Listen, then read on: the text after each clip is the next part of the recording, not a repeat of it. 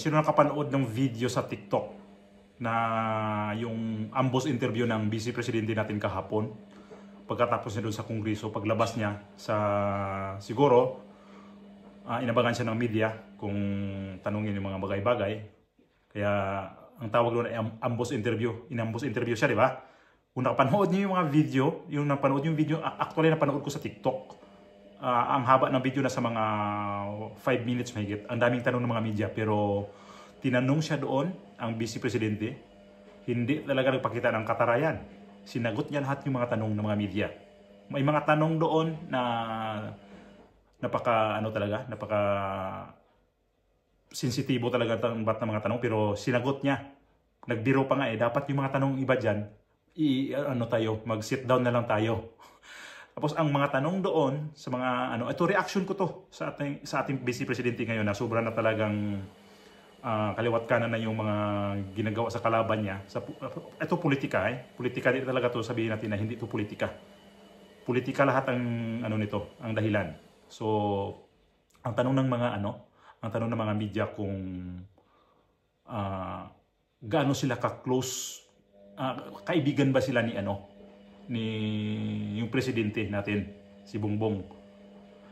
Sabi niya, actually, kung napanood niya to, basta analyze ko na lang itong ibang mga sinasabi niya. Ang kaibigan ko talaga si Amy Marcos. Hindi kami kaibigan yan. Tapos nung kumandidato daw sila nung panahon ng eleksyon, yun nakapag-usap sila. Pero talaga yung close niyang kaibigan si Amy Marcos. So, in short talaga, na pagka-istorya natin yan, hindi sila kakilala talaga ni Bongbong Marcos kung gaano talaga yung ugali ng isa't isa nila. So, isa yun sa dahilan na may reaksyon ako nito na talagang pati siya doon, nabudol talaga sa mga pangako. Ang talaga sa kanya, nag-udyok talaga sa kandidato ng Vice Presidente, si Amy Marcos. Yun naman talagang niyan Actually, sinabi rin ni Amy Marcos yan na huwag kang paasa ha. May mga interview si Amy Marcos niyan na ang talaga nag-convince sa kanya talaga na tatakbo ng Vice Presidente si Sara Duterte ay si Amy Marcos. Ni Amy Marcos sa interview din, sabi niya, kaya pumunta kami ng Davao. Ayun, sinabi ko sa kanya na, oy, huwag kang pagpaasa. Basta, tatakbo ka. Yun na, gusto ni Amy Marcos na i-partner sila ni Bongbong Marcos.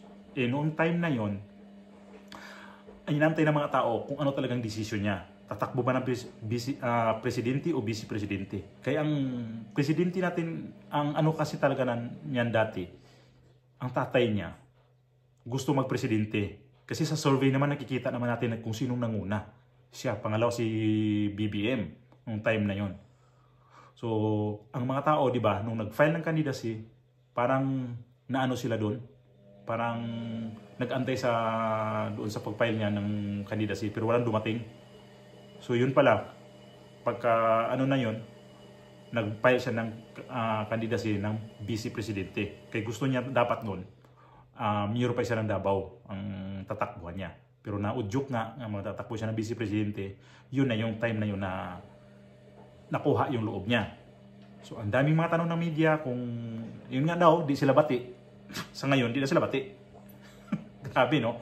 Tapos, ang isa pang yun, ang ko sa interview niya ay itong vice president natin sobrang palaban. Grabe, as in kasi imagine yung tatay niya di siya nakipag-usap sa sitwasyon niya ngayon. Kasi ang sabi niya, baka mag-worry pa. Tapos yung asawa niya, di rin niya pinasama sa hearing. Iniwan lang sa bahay, magluto ala lang dinner, sabi niya. Tapos nakita nyo, nung dumating siya sa Kongreso, saan siya unang pumunta? Kay GMA, kay Congressman GMA. Ano ang sabi niya daw doon? Sabi sa interview to ha, ang sabi niya doon, ma'am, huwag kang magpaka-stress. Huwag niyo kong intindihin. Kaya ko to. Babae yan ha. Sabi ko nga, talo ang mga lalaki nito. Nagsulo lang talaga siya na para salagin yung mga sagutin niya yung mga tanong doon. Pero yung iba nga nagko-comment na hindi naman daw, umalis naman daw. Umalis nga, pero nagpaalam. Tapos sinong pangalawang nilapitan niya? Congressman Marcolita. Kay Dante Marcolita siya, ganun din ang sinabi niya. Kung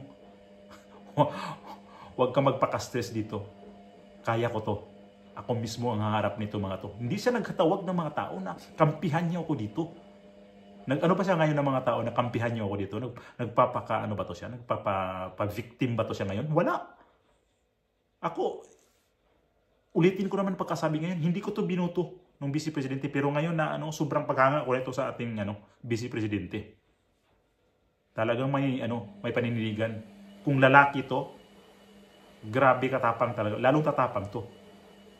Tinalo niya yung mga lalaking may mga bayag. Pero ito walang bayag. Grabe pag humarap sa mga tao. Ano ang niya sa mga interview? Ang niya, huwag ka na lang sasama sa akin. Ako na lang, magluto ka lang ng dinner. Ayun ang sabi sa asawa niya. Tapos, binulungan niya si Nakikita yun sa video eh. Nakikita natin yun na pumunta sa kay Jamie. Anong sabi niya? Ma'am, huwag ka na magpaka-stress. Kaya ko to. Ganon din kay lumapit ako kay Kung Marcoleta. Ganon din ang sabi ko sa kanya. Kung huwag ka na magpaka-stress. Kaya ko to. Ganon. Maliwanag, malumanay ang pagkasabi niya. Na hindi siya nagtawag pa ng mga tao na sige, kampihan niyo ako dito. Tutuusin nga, 2 congressman lang yung kakampi niya doon nung time na yon. Marcoleta lang sa kasi dating Pangulong Gloria Macapagal Arroyo. Yun lang yung yung kakampi niyang time na yon. Di ba may binasa si GMA tungkol doon sa ipaabot kay yung congressman na yon. Hindi na pati si GMA doon pumunta. Parang makikita natin doon siya, mayroon siyang sa mukha niya na parang hindi talaga niya gustuhan yung mga ambiente doon. Normal yon kasi siya lang naman ang pinagtulungan talaga doon eh. Paano kung kung mangyari na naman to sa iba nating mga natin ngayon na halimbawa ayaw sa gobyerno natin ngayon. Ito talaga political harassment kasi sabi ko nga 'di ba sa isa kong vlog na nung umalis siya sa Department of Education, doon nagsimula itong gusot. Doon siya sinimulan ng bakbakin. Nakakaawa na ang ating bansa. Wala nang ginawa talaga ang mga ibang congressman nito. Habol ng habol. May nag-comment pala kahapon na ni-remind niya sa akin na yung isang vice president natin, si Noli de Castro. O tama ka po. Hindi ko po natandaan si Noli para dumaan po ka ng pagka-vice presidente. Pero si Noli de Castro hindi rin dumaan sa mga ganito. Sabagay sila ni Gloria ang tandem nun. Kaya di rin siya siguro nahirapan kung mga budget ang hiningi niya. Confidential pa naman talaga ang punot ugat nito eh. Kung bakit ito kasi hiningi nila ng mga liquidation. May mga liquidation daw, sabi ng kuwa. May mga liquidation pero hindi pa kumpleto ang na-submit. Yun ang tanong kahapon ni Congresswoman Castro sa taga-kuwa. Kaya siguro sunod hearing yan, yun pa rin ang itatanong nila kung titingnan lang natin kung anong sunod hearing nila, kung ano pa rin ang itatanong nila sa budget ng Senado. Sa OVP, sa Office of the Vice President. Kasi pagdating naman sa dadaan pa ng dadaan pa Senado yan. Tingnan natin kung ano mangyayari sa Senado. Kung yung budget niya na magkano lang yun? 700 million mahigit. Yun lang yata binigay kasi kinat siya ng 1 billion mahigit eh. So 2 billion ang hiningi niyang budget. Parang tinirahan lang yata siya ng 700 plus million. So pagdating ng Senado, hindi pa in final. Malay natin kung pagdating doon magbago yan. Kasi iba naman talaga ang ng Kongreso kaysa pagdating sa Senado. Mayroong mga budget pa dyan na di aprobahan sa Senado. Ngayon sobrang baba naman talaga yung budget niyan. Anong niya? Wala siyang problema sa budget. Wala siyang problema sa budget kung bigyan siya o hindi. Pinaubayan na nga yan sa Kongreso eh. Alam mo kung makulit yan? Di ba? Tira ng tira yan sa mga media. Panay preskon yan. Panay pasarin sa media. Nakikita ba natin na pasarin siya sa media? Wala. Kahapon lang, napaambos interview pero napakaliwalas yung mukha ng Vice Presidente. Kahapon. Tapos, ang pa niya? Ayaw niyang may nagtanong na reporter kung sakali kausapin ka ni PBBM tungkol dito para ayusin ang gusot dito sa Kongreso. Anong sagot niya? Nag-isip siya anong isagot niya? Ang sagot niya diretso. Ang sabi niya, di niyo pa ako kasi kilala eh. Ako kasi yung tao na hindi ako humihingi ng tulong sa iba. Ibig sabihin talaga, sinarili niya yung problema na yan sa Kongreso. Hindi niya man pinoproblema eh. Hindi niya wala siyang problema dyan. Ang problema ngayon ng gusto ay yung Kongreso. Kasi gusto nila magdikdik ng tao para ipapahiya yung tao doon. Sa dami natin ngayong sa dami na nanghingi ng mga budget diyan, dami nag-submit ng ito yung budget namin, bawat departamento, bawat ahensya sa gobyerno nanghingi ng budget niyan. Bakit yung Office of the Vice President lang naman ang grabing pagbusisi? Bakit yung mga DPWH, titingnan natin ang nagdala ng mga malalaking project, DPWH, bakit di gisahin din yan doon sa Kongreso? Kasi tama nga yun. Yung kamali pala ko sa kahapon na pagkasabi na binigyan ng Office of the Vice President ng budget, hindi pala yun. Office sa DepEd pala yun. Na pag ibigay yung na yun, yung mga hininging budget na yun, tapos dagdagan nila, kukunin sa mga congressman, sa DepEd yun. So ganun ang mangyayari sa ibang departamento. Halimbawa, pupunta yung DSWD, isa rin yan sa malaking budget ang hinihingi itong taon na to. Ang niyan, dagdagan naman nila tapos kukunin sa mga kongresista. Doon nila hati-hatiin yung pera na yon. So yung nagbulgar nga niyan, ang ating Vice President ang nagbulgar. Nakakaawa naman tayo, no? Parang tapos pagdating ng eleksyon, bibilhin ka ng boto 500 tapos iboboto mo siya. Tapos di natin alam yung pera pala ng taong bayan yung binayad sa iyo. Para ka lang pinukpok ng pera mo rin tapos sabay ibigay sa iyo. Ganun lang yun ang pakaintindi ko diyan. Tapos ang ating Vice Presidente, sinabihan na siya, huwag kang kakandidato, sabi ng tatay niya. Sinabi na naman ulit daw itong bago lang daw, sinabihan siya. Mapanood niyo yung sa TikTok, kung napapanood niyo ito, mahabang interview yun, 5 minutes. Ang sabi ng tatay niya, huwag kang tumakbo ng presidente, galing na ako dyan. Ang hirap dyan. Hindi mahirap ang gawin ang trabaho ng presidente, ang hirap dyan yung mga nasa paligid mo. Dahil yung iba dyan, di natin alam yung nag-take advantage, kunyari mabait, tapos gamitin ka lang yung presidente na. Marami yan. Anong kay Tatay Digong dati? Kay Duterte yung tatay dati, na nagiging presidente niya siya. Pinagsisibak niya yung ibang mga undersecretary, pa yung nasa gobyerno na appointed niya. Pinagsisibak niya kasi umabuso. Di kasi na media yun eh. Kasi ang media ngayon, hindi rin pwede magbalita kasi hawak na nila ngayon ang mga tao. Hawak sa gobyerno ang media ngayon. Sino ba nagbabalita alang ngayon ng matino? SMNI. Broadcaster na matino ngayon nakikita ko. Ted Filon ang nakikita ko. Napaka balansin niya magtanong sa mga Si Ted Filon tumitingin dito sa mga Office of the President, ang dami niyang tinitingnan ngayon na mga budget.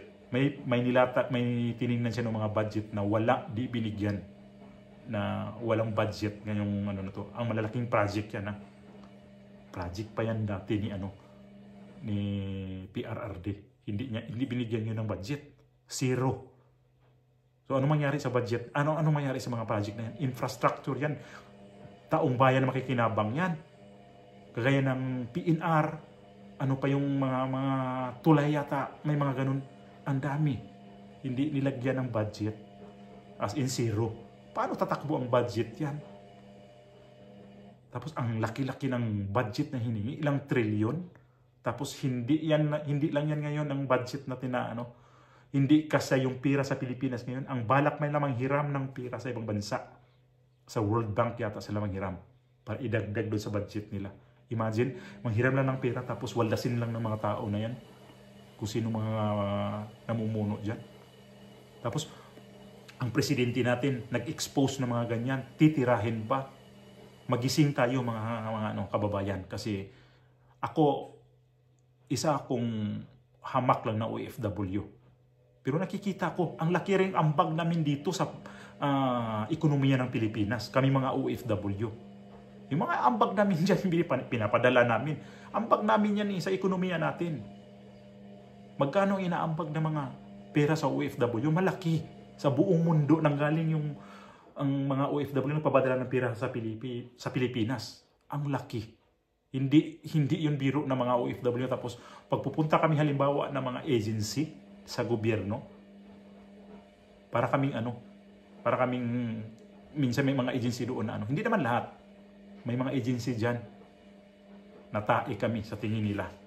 Kaya isa yung hinanakit kayo, nag-come up ako dito, lumabas ako dito sa aking video, nagbibideo ko tungkol dito sa mga reaction sa ating gobyerno dahil naranasan ko talaga itong pagbakasyon itong taon na to.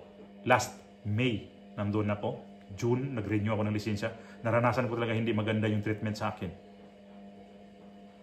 Parang, na lang nila, di naman ako nagpapasikat. Di ka nagpapasikat. Kasi, ang mga OFW kasi, mayroon kasi mga pribilehiyo. Halimbawa, expired yung driver's license ko. Hindi ako pwede na babalik para o kaya issuean agad ako ng plastic driver's license. Pero nung time na yun, pinabalik ako, tapos bumalik ako doon sa LTO na yun. Alam niyo ang sa akin? But sinabi ko nga sa'yo, maglagay ka lang ng cellphone number doon sa papel mo. Mag-antay ka kung kailan katawagan. Sabi ganun. Sabi ko, sir, sinabi ko yun na naglagay na po ako ng cellphone number, email address, para, yun ang instruction nila eh. Lagay ka ng cellphone number dyan at saka email address. Para sakali darating yung pwede ka puntahan mo yung driver's license, puntahan mo dito. Sinabi ko, tapos iwan mo sa gwardiya. Ginawa ko yun. Tapos sinabi ko, OFW po ako kasi, tapos babalik na ako ganitong pitsa. Tapos ay lagay mo doon sa gwardiya. Ipila mo yan doon. Tapos balikan mo sabi ko, kailan ko pwedeng babalik, sir? Sabi niya, balikan mo Lunes. Palagay ko, Huwebes ako nag-renew. Di bumalik ako ng Lunes. Pagdating ko doon, ganun pa rin, tinarayan pa rin ako. Sa gwardiya ako nagtanong kung kasi iba doon eh. Sa mga LTO na yan, sa ibang agency, walang information doon. Sa gwardiya ka makipag-information. Dapat kasi sa mga ganyan sa agency sa gobyerno, may information. Doon tayo makipag-inform, hindi sa gwardiya. Ang mga papel iiwan lang sa gwardiya. Ang gwardiya dyan, yan? Nagpapalit ng tao yan dyan. Paano kung ma-displace yung papel natin? Pagbalik natin, panibago na naman tayong hanapan ng mga ganun-ganun. Mga Xerox. Paano kung hindi tayo nakapagdala ng Xerox? May mga ganyang bagay. So, bumalik ko ng Lunes, tinarayan na naman ulit ako. Sabi ko, hindi talaga tumagad ng natin ngayon. Itong pamalakad sa gobyerno natin. Kasi danas ko talaga. Masahe ka pa. Siyempre, medyo malayo-layo. Kakain ka pa. Tapos mag-antay ka pa ng... Sabi ko, antayin ko to ng mga 1 oras. Kung ibinigyan ko pa rin ng media oras talaga. 1 oras kalahati. Bago mo dumating yung 1 oras kalahati, tinawag yung pangalan ko. Akala ko di ko intindihin dito. Doon sa gumagawa ng mga driver plastic license. Lang naman i-laminate lang naman nila. Parang sa computer. Tapos parang i-laminate. Nakikita ko. So sabi ko kung ipalo up ko sana. Sabi ko, paano ko? Babalik ako sa sunod linggo na. Nakuha ko yung plastic na driver's license. So yun yung karanasan ko. Tapos hindi pa yan. Marami pa. Pumunta kami nagsimba kami sa lugar na yun. Nangyari pa. Ninakawan pa yung anak ko ng cellphone. Ito yung security dito, kulang talaga. Nadukutan ng cellphone. Isa yun sa hindi ko kalimutan karanasan sa Pilipinas. Sabi ko, dapat talaga ibalik yung mga ibalik natin yung mamumuno sa atin na matigas. Pero may puso. Si Tatay Digong naman, PRRD, mayroon namang puso talaga, naging matigas siya. Halungkat lang naman ngayon yan yung sa war on drugs. Bakit? May nakalkal ba sila dyan ng mga sobra sa gastos ng panahon ni Duterte? Wala. Kasi tama yung pamalakan niya sa gobyerno. War on drugs ang hinahabol na ngayon. Nakikita naman natin na anong hinahabol ngayon. Yan yung biktima sa mga droga.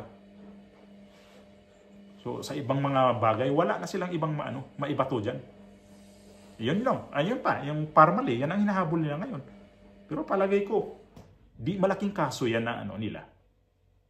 Na na yan, nahalungkat na yan dati, yung mga kaso na yan. Binalik lang ulit ngayon. Di ko alam itong klaseng gobyerno nga ito. Panghalungkat na mga kaso. Focus muna sa gagawin nyo. 2 years pa lang kayo mahigit dyan sa gobyerno nyo. Wala kayong improvement, wala kayong progreso sa Pilipinas. Ang mga project ngayon na ginagawa, wala pang mga bagong project na ito yung gobyerno na ngayon. Mga dating project pa yan, tinatapos pa lang. Yan na yung tinatapos ngayon, tapos credit na naman sa kanya. Ano ba yung subway? Nag-umpisa ang subway na. Panahon pa yan ng dating administrasyon. Ngayon nag-umpisa na, tapos pagpupunta siya doon, credit niya sa kanya. Ayos hindi yan sa'yo, no? Tapos ang dami pang ang dami mga project ngayon na nasimula nung panahon, tapos credit sa kanya. Yan nga, hilig siya sa mag-credit eh. Hindi ko makalimutan yung panahon ni ni Tatay Digong na pumunta yan doon sa kanya. Pumunta daw sa kanya yan, nanghingi ng posisyon ng cabinet secretary sa gusto niya sa Department of Agriculture. Yung pinakapaborito niyang departamento. Yun doon siya umupo ng 1 taon halos na siyang secretary na wala man nangyari din. Wala nangyari sa natin. Magsasaka. Kayo magsasaka dyan. Ramdam nyo ba doon? Lalo sa mga malalayong probinsya? Hindi lahat nakikinabang na magsasaka. Kung anong mga project ang ginawa niya doon, anong mga benepisyo ang binibigay sa mga magsasaka. Ramdam nyo. Palagay ko yung kapatid ko magsasaka doon sa probinsya namin, hindi niya ramdam yun kasi di siya binigyan. Alam niya naman, pagkadating sa mga ganyan mga ayuda, saan una sasabit yan? Alam na natin kung saan sasabit una yan. So, ito yung nangyari kahapon sa mga ambush interview ni Sara Duterte. Napakagaling ng sagot niya. Sabi ko nga, yung mga congressman kahapon na pinapaalam siya, hindi naman siya pinigilan. Hindi, tiklop kayo. Ito yung presidente natin, magiging presidente natin dapat ngayon kasi madisiplina tayo mga Pilipino. Pag disiplinahin tayo, di tayo pwedeng magalit kasi dinisiplina na tayo. Sumusubra na ang mga ugali natin. At saka, gusto ko rin talaga magdisiplina na. Ito yung reaction video ko sa interview niya sa na napanood ko kahapon mula noong sa Kongreso. Napakagandang ginawa niya kahapon. Baon na baon niya yung sagot niya kung parang alam niya na kung anong alam niya ang isasagot ko dito. Alam niya kung anong itatanong dito. Yun pa rin ang niya. Gawin ka doon. Mag-oath ka doon. Hindi siya nag-oath. Pinabaunan pa niya ng mga sinasabi doon. Ko i-impeach ako niyo dito. Tapos ang todo din pa. Wala kaming mga ganyan ditong mga sinasabi na mag-impeach. Bakit sisingaw yan? Kung hindi kayo walang balak. Mayroong balak mag-impeach. Si Robredo dati.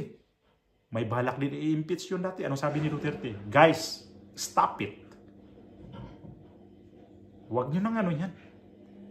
Huwag nyo nang pansinin yan. Elected ng taong bayan yan eh. Huwag nyo nang tanggalin sa posisyon yan. Stop it, guys. Duterte. Pabayaan lang niya. Mag-ngak ka ng mag-ngak ka.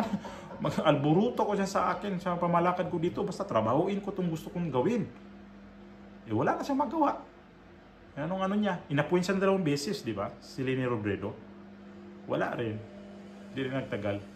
Kasi gusto nga ni Tatay Digong dati nga magtrabaho. Ayusin ang gobyerno. Yun lang yung ko. Masasabi sa ating gobyerno ngayon na sana magbago na talaga tayo.